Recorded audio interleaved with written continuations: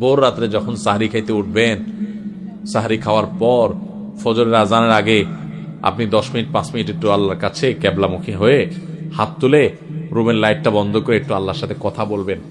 মানুষের সাথে বহুত কথা বলছেন, আল্লাহর সাথে একটু কথা বলে দেখেন। আল্লাহর সাথে কথা বলার স্বাদ আছে ভাই, অনেকে জীবনে একবারও এই স্বাদ পান নাই। একটু কথা বলে দেখেন। ভোর রাতে সাহরি খেতে উঠলে 10টা মিনিট একটু হাত তুলে কথা বলেন।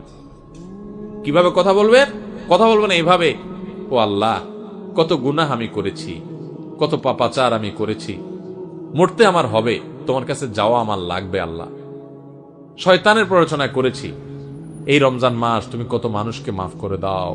নবী করিম সাল্লাল্লাহু আলাইহি ওয়াসাল্লাম বলেছেন, ওয়ালিল্লাহি উতাকাউ মিনান নার ওয়া যালিকা ফি কুল্লি লাইলা। রমজানের প্রত্যেক রাতে আল্লাহ তাআলা অনেক মানুষকে সাধারণ ক্ষমা ঘোষণা করে দেন, যে যাও অমুক অমুক অমুক অমুক, যাও তোমাদেরকে মাফ করে দেওয়া হলো, জাহান্নাম থেকে মুক্ত ঘোষণা করে দেওয়া হলো। আল্লাহ কত মানুষকে আপনি সাধারণ ক্ষমা করে দিবেন।